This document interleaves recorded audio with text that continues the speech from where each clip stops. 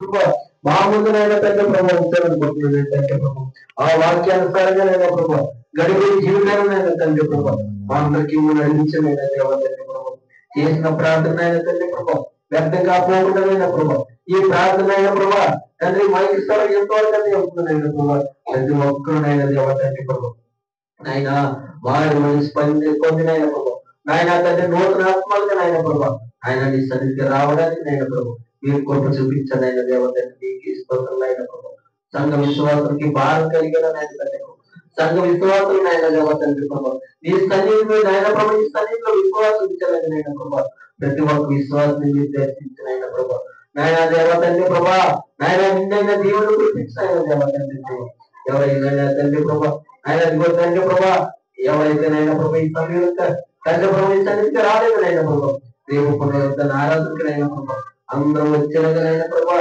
నీ కృపణాన్ని గ్రహించిన దేవతైన ప్రభావ వచ్చిన పెట్టిన జీవించనైన ప్రభావ రానని పెట్టిన వాళ్ళైన ప్రభావం జీవించాలి చేసిన ప్రార్థన మీ సన్నిధిని చేర్చుకోమని ఈ ప్రార్థన మీ ప్రియకుమారుడు మా రక్షకుడైన యేసుక్రీస్తు నీ నామములో అడిగిపోతున్నాను పరమ తండ్రి ఆమేన్. దేవునికి మహిమ కలుగును గాక. హల్లెలూయా. అందరూ చెప్తామా? చాలా మంచిది ప్రియరా. మరి దేవుడు మనలందరినీ కూడా ప్రేమించి చక్కటి అవకాశాన్ని దేవుడు మనకు అనుగ్రహించాడు. సజీవులుగా ఆరోగ్యవంతులుగా దేవుడు మనలను నిలబెట్టాడు. దేవుడు మన పట్ల చూపిన కృపకు మనము ఏమిచ్చినా ఆయన రుణము తీర్చలేము. దేవుడు ప్రేమామయుడు, ఆయన కరుణామయుడు, అద్భుతాలు ఆశ్చర్యమైనటువంటి కార్యాలు చేసే దేవుడు. అటువంటి గొప్ప దేవుణ్ణి మనము కలిగి ఉన్నాం. మన దేవుడు సర్వ సృష్టికర్త, సర్వలోకాలను కలిగి చేసిన వాడు, సర్వోన్నతుడు, సర్వాంతర్యామి, సర్వవ్యాపకుడు, సర్వ పరిపాలకుడు. ఆయన ప్రేమించే దేవుడు, పోషించే దేవుడు, ఆదరించే దేవుడు, కృప చూపించే దేవుడు, దయ చూపించే దేవుడు, జారిగల దేవుడు. ఇలా మనము ఆలోచించుకుంటూ వెళ్తే ఆయనను పొగడానికి మాటలు కూడా సరిపోవు. అటువంటి గొప్ప దేవుణ్ణి మనము కలిగి ఉన్నందుకు మనమందరం కూడా చాలా ధన్యులము. దేవునికి మహిమ కలుగును గాక. ప్రియరా, మరి పరిస్థితులు ఏవి కూడా మనకు అనుకూలంగా లేవు. మనం ఎక్కువగా ప్రార్థనలు చేయాలి. మన కుటుంబాల్లో ప్రార్థనలు ఉండాలి, సంఘంలో ప్రార్థనలు ఉండాలి. వ్యక్తిగతంగా ఆధ్యాత్మికమైనటువంటి విలువలు మరి కనిపించక ప్రియరా అనేక మంది మరి లోకంలో నశించిపోతున్న వారు ఉన్నారు. అనేక మంది పాడైపోతున్న వారు ఉన్నారు. ఈ నశించిపోతున్న వారి కొరకు, పాడైపోతున్న వారి కొరకు మనము అనునిత్యము ప్రార్థన చేయాలి. ప్రియరా, ఈ సర్వ మానవులందరి పక్షాన దేవుడు కలిగి ఉన్నటువంటి చిత్తాన్ని జరిగించడానికి దేవుడు ఎంతైతే కృషి చేస్తూ ఉన్నాడో మనము కూడా ఆయన పిల్లలముగా దేవుని చిత్తానికి లోబడి ఆయన చిత్తాన్ని జరిగించే వారిగా మనము ఉండాలి. అది వాక్యం ద్వారానే సాధ్యమవుతుంది. వాక్యం ద్వారానే మనము దేవుని చిత్తాన్ని మనము ఎలా జరిగించాలి అన్న విషయాలు మనము నేర్చుగలము, ఆయన చిత్తాన్ని జరిగించగలము. అనేక సందర్భాల్లో మరి దేవుని యొక్క మాటలు వింటున్నటువంటి మనము ఆయన చిత్తం ఏమిటో, ఆయన చిత్తాన్ని మనము ఎలా జరిగించాలో, ఆయన చిత్తానికి మనం ఎలా లోబడాలో అనేక పర్యాయములు మనము ధ్యానం చేశాం. ప్రియరా, మరి ఈ సమయంలో దేవుడు మన పట్ల ఉన్నటువంటి చిత్తాన్ని మనము తెలుసుకుందాం. ఆయన అసలు మన పట్ల ఎటువంటి ఉద్దేశాన్ని కలిగి ఉన్నాడు, ఆయన మన పట్ల ఎటువంటి చిత్తాన్ని కలిగి ఉన్నాడు అన్నది మనము ఈ రాత్రి కాల సమయంలో ఆలోచన చేద్దాం. చిత్తం అనగా ఇష్టము. చిత్తం అనగా ఇష్టం అంటే దానికి అది కొలతలేని ఇష్టం అన్నమాట. ఇచ్చ అన్న ఒక ఇచ్చ అనగా అది కొలత లేనటువంటి కోరిక.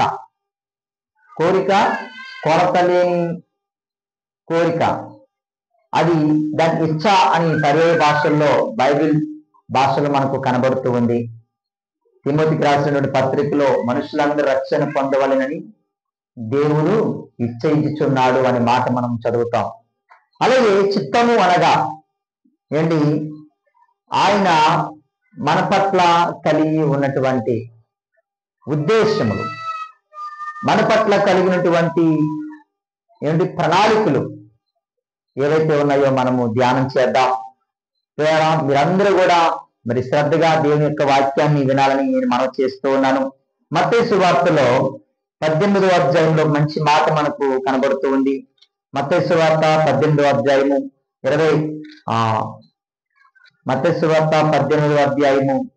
14వ వచనాన్ని మనము చదువుదాం.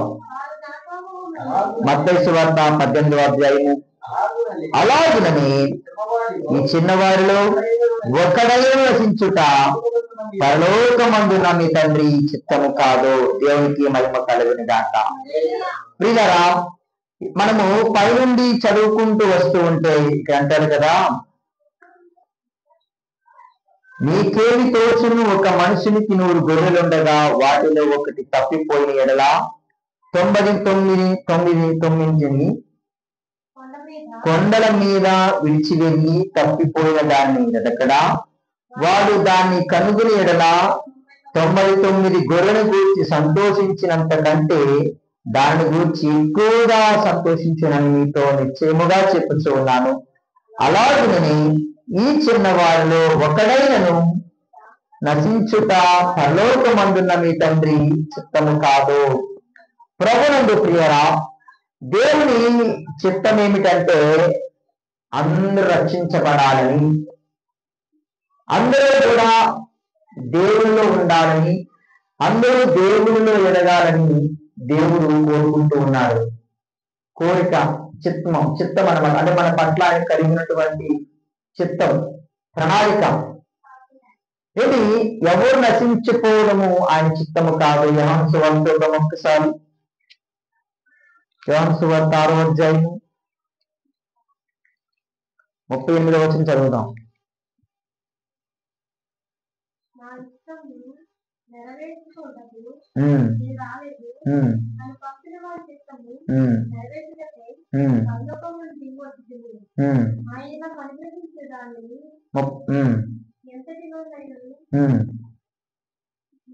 చదవండి.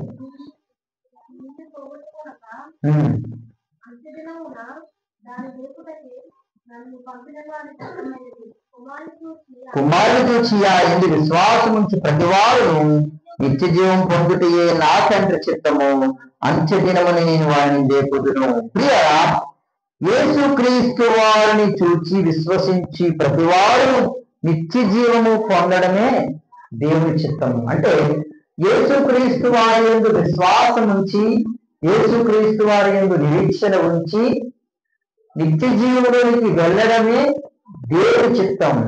అంటే ఈ ప్రపంచంలో జీవిస్తున్నటువంటి ప్రతి మనిషి ఎలా ఉండాలని, వారు ఎక్కడ ఉండాలని దేవుడు కోరుకుంటాడంటే, ఈ భూమి మీద జీవిస్తున్న ఇన్ని కోట్ల మంది ప్రజలు దేవుడి రాజ్యంలో ఉండాలని దేవుడు చిత్తం కలిగిన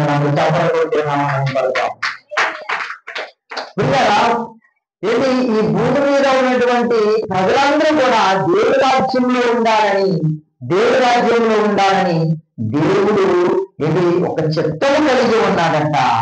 నిజంగా ఈ ప్రపంచంలో ఎవరికి లేనంత గొప్ప మనసు. ఒకవేళ ఒక వ్యక్తికి 10 మంది పిల్లలు ఉన్నారనుకోండి, 10 మందిని కలెక్టర్ చేయాలనుకోడు, లేదా 10 మందిని లాయర్లు చేయాలనుకోడు, 10 మందిని టీచర్స్ చేయాలనుకోడు. ఏమండి, ఒక్కొక్కరిని ఒక్కొక్క కేటగిరీకి పంపిస్తూ ఉంటారు. కానీ మన దేవుడు ఈ లోకంలో జీవిస్తున్న ప్రతి మనిషి కూడా దేవుని రాజ్యంలో ఉండాలని, నిత్య జీవంలో ఉండాలని దేవుడు కోరుకుంటూ ఉన్నాడు. అందుకే అంటాడు కదా, ఎవరు నశించిపోవుట ఆయన చిత్తము కాదు. ఏంటి? ఏ మనిషి కూడా నశించిపోవడం, ఏ వ్యక్తి పాపంలో పడిపోవడం, ఏ వ్యక్తి నరకానికి వెళ్ళిపోవడం, ఏ వ్యక్తి నాశనం అయిపోవడం ఆయనకి ఇష్టం కాదు.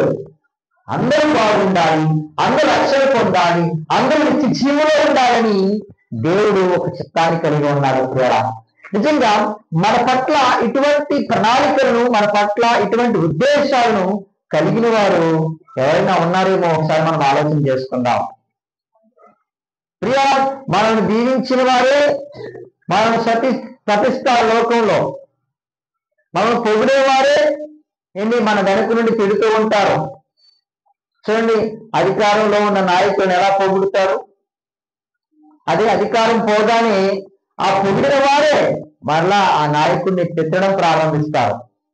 ఇది మానవుడి యొక్క నైజం.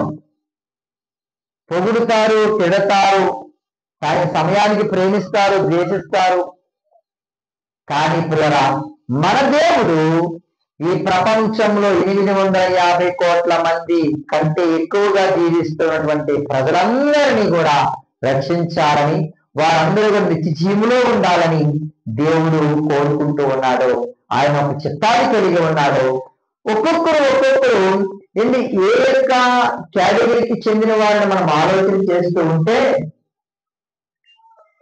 మనుషులు తన చిత్త ప్రకారంగా, తన ఇష్ట ప్రకారంగా బ్రతికేవారు కొంతమంది, వ్యాపారం కోసమే బ్రతికేవారు కొంతమంది, అధికారం కోసం బ్రతికేవారు కొంతమంది, ధనం కోసం బ్రతికేవారు కొంతమంది, ఇలా మనము అందం కోసం బ్రతికేవారు కొంతమంది. ఇలా మనం ఆలోచన చేస్తూ ఉంటే ఒక్కొక్కరు అనేక మంది, ఒక్కొక్క తెగవారు, ఒక్కొక్కరి కొరకు, ఒక్కొక్క వాటి కొరకు బ్రతుకుతూ ఉన్నవారు మనకు కనబడుతూ ఉన్నారు. కానీ దేవుడు తెలుసా, మీరందరూ రక్షణ పొందాలి, మీరందరూ మారుమనసు పొందాలి, మీరందరూ నిత్య జీవులో ఉండాలి. ఇదే నా కోరిక, ఇదే నా చిత్తం అని ఆయన కోరుకుంటూ ఉన్నాడు. ప్రియారా, ఎవరు కూడా పాతాళానికి వెళ్ళకూడదు, ఎవరు కూడా నరకానికి వెళ్ళకూడదు. ఒక్కొక్కసారి మనం అనుకుంటాం, ఈ లోకంలో వచ్చిన కొన్ని కష్టాలు చూసి ఇది నరకంలా ఉంది నాకు అనుకుంటాం. నరకంలో పడిపోయానండి. ఒక ఆవిడ మనం అంటుంది, నా కూతురికి పెళ్లి చేశానండి, నరకంలో నేనే తోసాను నా కూతుర్ని అని అంటుంది ఒక ఆమె. ఇది ఈ లోకంలో కష్టాలు, బాధలు ఏమనుకుంటున్నారంటే నరకం అనుకుంటున్నారు. కానీ నరకము అనేది ఎంత భయంకరమైనదో, ఎంత కష్టమో, ఎంత బాధో మనుషులకు అర్థం కావట్లేదు.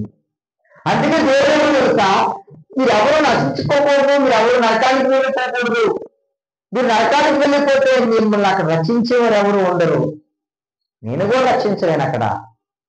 ఎందుకంటే భూమి మీద మీకు ఎన్నోసార్లు నేను చెప్పాను, నేను మీతో మాట్లాడాను, మీరందరూ రక్షించబడాలని నేను కోరుకున్నాను, మీరందరూ నిత్య జీవనం ఉండాలని ఎన్నోసార్లు మిమ్మల్ని పిలిచాను, మీరు రాలేదు. అది ద్వారా ఆయన కూడా ఏం చేశారంటే అక్కడ కూడా విడిచిపెట్టేస్తారటండి. అందుకే మనం ఏం చేయాలంటే దేవుని చిత్తానికి మనము లోబడాలి. ఆయన మన పట్ల ఎటువంటి చిత్తాన్ని కలిగి అంటే రక్షణ పొందాలి, మనమందరం కూడా మారు మనసు పొందాలి. ఏ ఒక్కరు రక్షించుకోకూడదు. కేవలము ఇంటి మీద క్రిస్మస్ కట్టేవారు రక్షించబడాలి, ఇంటికి లైటింగ్ పెట్టేవారు రక్షించబడాలి అన్నవారి గురించి కాదు దేవుడు మాట్లాడేది. కేవలం దేవుడి పేర్లు దానియేలు, దావీదు, సమూయేలు, సంసోను, మరియా, మార్తా, రూతు, ఎస్తేరు, రిబ్కా, ఇలా దేవుని బైబిల్లో ఉన్నటువంటి పేర్లు పెట్టుకున్న వారు మాత్రమే కాదు రక్షించబడేది. దేవుడి యొక్క చిత్తములు ఎవరున్నారంటే ప్రపంచంలో ఉన్నటువంటి 850 కోట్ల మంది ప్రజలు ఉన్నారు. ఇంటి మీద ఎంతమంది స్టార్ కట్టుకుంటారు, మళ్ళీ ఇప్పేస్తారు. జనవరి పోతే కొత్త సంవత్సరం వచ్చిన తర్వాత 2-3 రోజులు ఇస్తారు, కట్టేస్తారు, ఆపేస్తారు. చాలా మంది ఆపేస్తారు కూడా. మనం ఆపేయకుండానే మన స్టార్ ఆగిపోయింది. గాలి, అటువంటి గాలి. ప్రియరా, కొంతమంది పేరు కూడా మార్చుకుంటారు.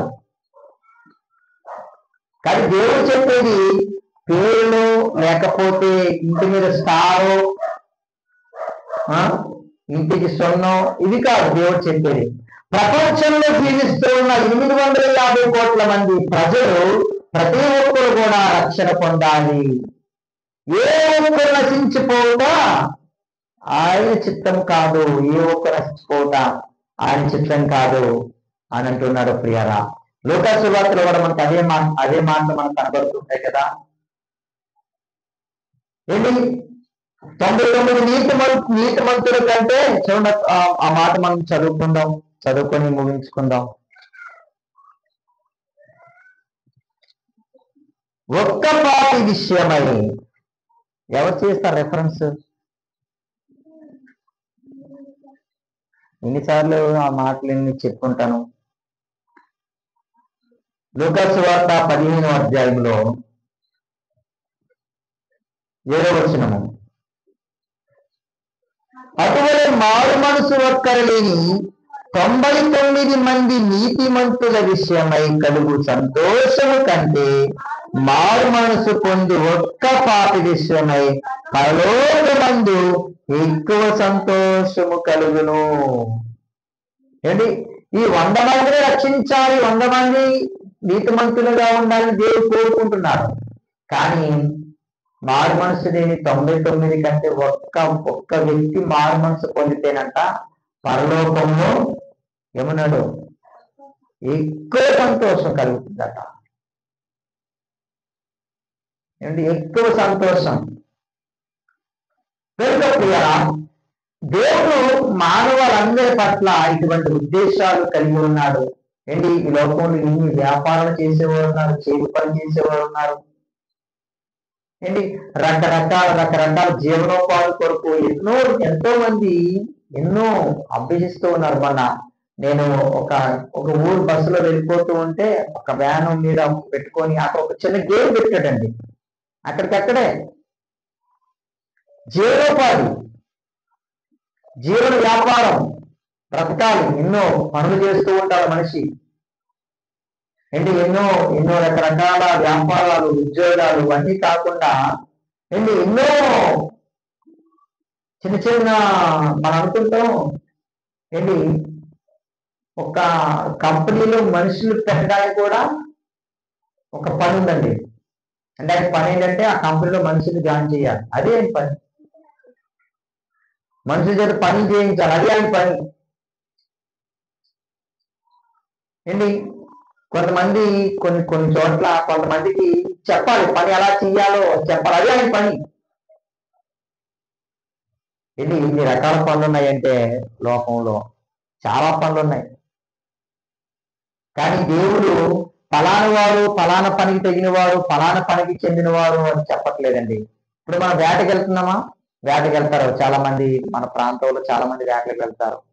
ఏంటో వలలు తయారు చేయగలరా? అవి మిషన్ మీద తయారు చేస్తారు. అక్కడ ఎంతమంది పని చేస్తూ ఉంటారో మన వాళ్ళు ఆ వలలు తెచ్చుకొని చక్కగా వేటకి వెళ్తారు. అలా తెచ్చుకుని అలా వేటకి వెళ్ళిపోతారా? దానికి కొన్ని పనులు ఉంటాయి. ఆ వేటకి వెళ్ళే వాళ్ళు పని చేస్తారంటే ఆ పని చేసేవాళ్ళు కూడా ప్రత్యేకంగా ఉంటారు. ఎన్నో రకరకాల పనులు చేసేవాళ్ళు లోకంలో ఉన్నారు. ఖాళీగా ఉన్నవారు ఎవరున్నారండి? ఎవరు ఖాళీగా ఉండరు. ఖాళీగా ఉన్నాడంటే ఎందుకు పనికిరాని అర్థం.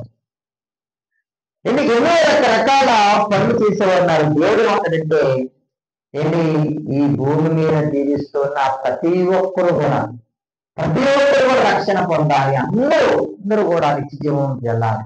అదే దేవుని చిత్తం అండి. నిజంగా ఆయన అటువంటి గొప్ప చిత్తాన్ని కలిగి ఉన్నాడు. ఆయన చిత్తము నెరవేర్చాలి అంటే, ఆయన చిత్తము నెరవేర్చబడాలి అంటే, ఆయన చిత్తము సంకల్పము నెరవేరాలి అంటే తండ్రి అయిన దేవుడు యేసుక్రీస్తు వారిని లోకానికి ఎలాగైతే పంపించాడో, యేసుక్రీస్తు వారి తండ్రి చిత్తాన్ని జరిగించడానికి ఆయన అంటారు కదా యోహాను సువార్త 17వ అధ్యాయంలో, నేను నా చిత్తము జరిగించుకున్నకు రాలేదు, నేను నా తండ్రి చిత్తము జరిగించుటకే లోకములకు వచ్చి తిని. యేసుక్రీస్తు వారు తండ్రి యొక్క చిత్తాన్ని జరిగించడానికి లోకానికి వచ్చి ఆయన ఏం చేశారో, ఈ లోకంలో జీవిస్తున్నటువంటి మనము, ఆయన మాట వెలిగించినటువంటి మనము ఆయన చిత్తాన్ని జరిగించడానికి మనవంతుగా మనము ప్రయాసపడాలి, కష్టపడాలి.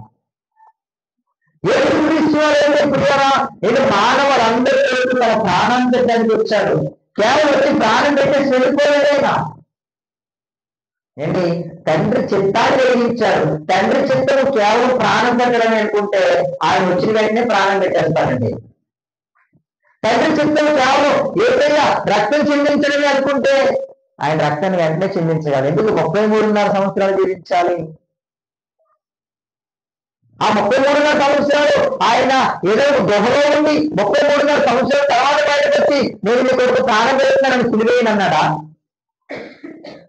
నేను మీ కొడుకు రక్తాన్ని చెందిస్తాను లేదు నన్ను కొట్టండి అన్నాడా? లేదు ప్రియారా. ఆయన సమాజంలో తిరిగాడు, బ్రతికాడు. తన క్రియల ద్వారా, తన మాట ద్వారా ఆయన అనేక మందిని ప్రభావితం చేశాడు, అనేక మందిని దేవుడి వైపు నడిపించాడు. దేవుడి వైపు నడిపించడమే దేవుడి చిత్తం. ఏంటి? ఆయన ప్రార్థనలు చేశాడు, అదే దేవుడి చిత్తం. అనేక మందిని స్వస్థపరిచాడు, అది దేవుడి చిత్తం.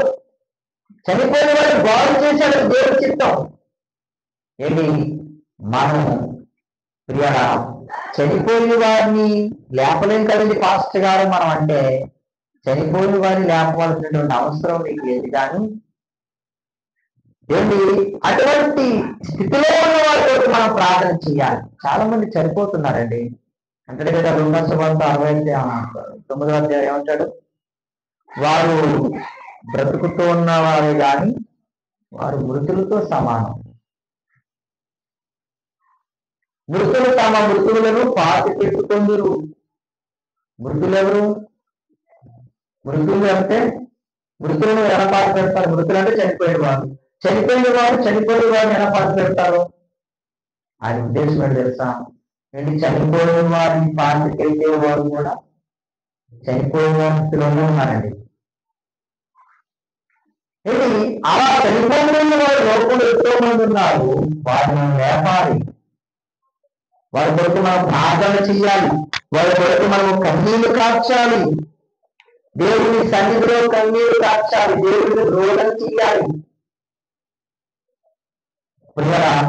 ఏంటి? మన గృహాల్లో అవగాహన ఉండాలి, కన్నీటి ప్రార్థనలు ఉండాలి.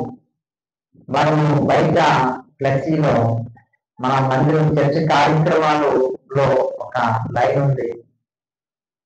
ప్రతి నెల చివరి శనివారం చూడండి ఒకసారి. ఆన్లైన్ ప్రార్థన రాస్తున్నాం, విజ్ఞాపన ప్రార్థన. ఏమిటి? ప్రతి నెల చివరి శుక్రవారం మనము విజ్ఞాపన ప్రార్థన రాస్తాం. అంటే ఒక 12 గంటల వరకు 1 గంటల వరకు చేసుకుందామని. గోడలు ఎప్పుడే మనం చేసామంటే ప్రార్థనలు గోడలు కట్టక ముందే రామేతాం జరిగి గోడలు కట్టిన తర్వాత 2 గంటలు పెరుగుతుందేమో అనుకున్నాను, కానీ మొత్తానికి ప్రార్థనలే అయిపోతాయి అనుకోలేదు. ఒకరు వచ్చేవారు, ఆ ఒకరు ఇద్దరితో ఎలాగా కార్యక్రమం నడిపించుకుంటూ అలాగే ఉండేవారు. ఇక మొత్తానికి ఆ ప్రార్థనకే రావడం మానేశారు. ఈరోజు చక్కటి గోడ ఇచ్చాడు దేవుడు. ఇప్పుడు మనం ఏమంటున్నాం? కిటికీలు గోడ ఉంటే బాగుందండి పాస్టర్ గారు. బాగుంటుంది కిటికీలు ఉంటే. కిటికీల కోసం మనం ప్రార్థన చేయాలి. ప్రభావి కూడా పెద్దలు కిటికీలు ప్రభావ, కిటికీలు ఉంటే ఇంకో 2 గంటలు ఎక్కువ ప్రార్థన చేస్తాం ప్రభావ. ప్రార్థన చేస్తాం అలాగే. ప్రభావ తలుపులు ప్రభావ, తలుపుల కోసం మేము తలుపులు ఉంటే బాగుంది ప్రభావ. హెచ్చులోనే ప్రార్థన చేసుకుంటాం ప్రభావ. దేవుడు అన్ని ఇస్తారండి, కానీ మనకు రాము. ఏంటి? కొన్ని స్థలాలను చూస్తాము, ఇలాగా డేరాలు కట్టుకుంటారండి. మన గుడారంలో తెచ్చేయలేము. డేరాలను ఎటువంటి గ్రీన్ మ్యాట్ చూస్తారు, మనం కిటికీలు కడతాం. అటువంటి చుట్టూరు పైన తాటైపు పందిరి కింద చుట్టూరు కూడా గ్రీన్ కలర్తో గ్రీన్ మ్యాట్ కట్టారు. వాళ్ళ ఆరాధన జరుగుతున్నాయి, ప్రార్థన జరుగుతున్నాయి. ఏది? దేవుడు మనకి ఎంత అవకాశం ఇచ్చాడండి. చక్కటి గోడలు, చక్కటి స్లాబ్, చక్కటి బిల్డింగు. ఇది మనం ఎంతగా మనం ప్రార్థన చేయొచ్చు తెలుసు కదా. కానీ ఈరోజు మన జీవితంలో ప్రార్థన లేదు, మన కుటుంబంలో ప్రార్థన లేదు. అనేక మంది నశించిపోతున్నారు, అనేక మంది పాడైపోతున్నారు, అనేక మంది ప్రియ పతనమైపోతున్నారు, నాశనానికి వెళ్ళిపోతున్నారు. అనేక మంది చెడు వ్యసనాలకు బానిసలైపోతున్నారు, అనేక మంది చెడు కార్యక్రమాలకు బానిసలైపోతున్నారు. ప్రార్థించేవారు లేదు, ప్రార్థించేవారు కనుమరుగైపోయారు. ఇలా ఈ సంవత్సరం గతించిపోతూ ఉంది. ఇక 3 days ఉందండి మనకు. ఈరోజు తారీఖు ఎంత? 28. 29, 30, 31 3 days. అంటే ఎన్ని గంటలు? 3 into 24 72 గంటలు. 72 గంటలు మన మధ్యలో ఉంది. ప్రియా, ఈ 72 గంటలు గడిచిపోయిన తర్వాత మనం సంవత్సరం వెళ్ళిపోతాం. కానీ మన జీవితంలో ఎందుకు గొప్ప తీర్మానాలు మనం తీసుకోవాలి. మన జీవితంలో కూడా 2020 వెళ్ళకముందే ఒక నూతన తలంపులతో ఉన్నటువంటి ఆలోచనలతో మనం అడుగు పెట్టాలి. ఇంకా పాత జీవితము, పాత బ్రతుకు, పాత క్రియలు, పాత అలవాట్లు, ఇంకా లేజినెస్, ఇంకా ప్రార్థన చేయకపోవడం, పాటలు పాడకపోవడం, వాటిలో చదవకపోవడం, ఇంకా కార్యక్రమాలను ఆపుకోవడం, అలా ఉండకూడదండి. ఇది 2025 సంవత్సరాన్ని ప్రవేశపెట్టావా ప్రభా, నీకు అన్ని పెద్దలను చెల్లించారు ప్రభా. అయ్యా 2024లో నేను పరిపూర్ణంగా నీకు ఇష్టమైన పెట్టిన బ్రతకలేదేమో, జీవించలేదేమో. అయ్యా ఏదైనా తప్పు నన్ను క్షమించి 2025 అలా ఉండకుండా మరింతగా నేను యొక్క వాక్యంలో ఎదగాలి ప్రభా. నా కుటుంబంలో ఎక్కువగా నిరంతరం ప్రార్థనలు ఉండాలి ప్రభా. నా కుటుంబంలో కుటుంబ ప్రార్థనలు ఉండాలి ప్రభా. నా కుటుంబంలో స్తుతిగానాలు నిలబెడుతూ ఉండాలి ప్రభా. నా కుటుంబంలో ఎన్ని ప్రార్థన రోగాలు నిలబడాలి ప్రభా. ఏంటి నేను చెప్పాను, ఒకవేళ మందిరంలోనికి మీరు రాకపోవడానికి ఇబ్బంది అయింది, గృహాలైనా నెలకొకసారి ఆంధ్ర ప్రార్థన నిర్వహించండి. చక్కగా 10 నిమిషాలు మీ గృహాల్లో మేము ప్రార్థన చేస్తాం, పాటలు పాడతాం, అంటే ఒక 5 నిమిషాలు 10 నిమిషాలు వాక్యాలు కూడా మనం చదువుకుంటాం అని చెప్పాను. ప్రియా, అలా కూడా అనేక మంది రక్షించబడతారు. మన గృహాల్లో ప్రార్థనలు ఉండాలి. సభలే పెట్టాల్సిన అవసరం లేదండి. పెద్ద పెద్ద స్పీకర్లు తీసుకుని వచ్చి పెద్ద పెద్ద సభలో విజయవ సభలే పెట్టాల్సిన అవసరం లేదు. కానీ మన కుటుంబంలో ప్రార్థన కూడికలు జరగాలి. ఒక రకాలైన భోజనం పెట్టి మీటింగ్ పెడతానండి, అది కూడా 10 మంది 20 మంది కాదండి, ఒక 2,000 మంది అయినా రావాలని అంటారు. అంటే మీటింగ్ పెట్టే వాళ్ళు మాట్లాడాలి, ప్రార్థన పెట్టి ఆలోచన కాదు. నేనంటాను, మన కుటుంబంలో కుటుంబ ప్రార్థన జరగాలి, గృహ కూడికలు జరగాలి. 2025లో అటువంటి తీర్మానాలు మనం తీసుకోవాలండి. నెలకొకసారి ఎవరో ఇంటి దగ్గర ఆ ప్రార్థన జరగాలి. అసలు ఆ ఉద్యోగం ఆడకూడదు. ఆ ఉద్యోగం ప్రేరణ ఒకరుంటారో ఇద్దరుంటారో జరగాలి, కంటిన్యూ అవ్వాలి. ఎవరు రావట్లేదండి నేను రానంటే కాదు, ఎవరు రాకపోవాలి, ఇద్దరు ఉంటారు, కనీసం ఇద్దరు ఉంటారండి, ఇద్దరు ఉంటారు ఏంటి, ఆ ఇద్దరితోనైనా జరిగించాలి. ఆ ఇద్దరికి ఇంకొక ఏడవుతారు, ముగ్గురు వస్తారు, ఆ ముగ్గురు ఇంకొకరు ఏడవుతారు, నలుగురు అవుతారు, 8 మంది అవుతారు, అలా 10 మంది అవుతారు, 20 మంది అవుతారు, 30 మంది అవుతారు. ఏంటి అసలు అది ఆ తీర్మానం ఎక్కడ ఆగిపోకూడదు, అది జరగాలి. అది జరిగించే మనసు దేవుని అందరికీ అనుగ్రహించిన దాక. ఆమె నూతన సంవత్సరంలో నూతన పిల్లలతో నూతన కార్యాలతో మనము అడుగు పెట్టుదాక. మన సంఘంలో మరింతగా ప్రార్థన కార్యక్రమాలు జరిగిన దాక, మన కుటుంబాల్లో దినకోరికలు జరిగిన దాక, మనము మరింతగా ప్రార్థనలో ఎదుగుదుము గాక, మనము మరింతగా దేవుని యొక్క వాక్యంలో ఎదుగుదుము గాక, మన ద్వారా అనేక మంది రక్షణ పొందుదురు గాక, మనము అనేక మంది ప్రార్థించే మనసు మనము కలిగి ఉండదు గాక. ఆమేన్. ప్రియరా, ఈ మాటలు మీరు జ్ఞాపకం ఉంచుకోండి. ఇంకొక 3 రోజులు ఉంది, 22 రోజులు వెళ్ళిపోతాం. 25 మంది వెళ్ళకపోతే తెలియదు, 3 రోజులు ఏమవుతుందో మనకు తెలియదు. ఈ 3 రోజులు ఎటువంటి వార్తలు నిలబడి వస్తుందో మనకు తెలియదు, ఎటువంటి ప్రియా ఇటువంటి సంఘటనలు చోటు చేసుకుంటే మనకు తెలియదు. ప్రార్థన చేయండి. 3 రోజులు గట్టిగా మీరు ప్రార్థన చేయండి. పునరుద్ధరణ ఆరాధన అందరూ రండి, సమయానికి రండి. రేపు ఆరాధన ముగించుకున్న తర్వాత మనకు మళ్ళా 31వ తారీఖున ఇక్కడ ఉదయం 10 గంటలకు కార్యక్రమం ప్రారంభమవుతుంది. మధ్యాహ్నం 2 గంటల వరకు ఉంటుంది. ఆ రోజు ఉపవాస ప్రార్థన మళ్ళా సాయంత్రం 6 గంటలకు ప్రారంభమవుతుంది.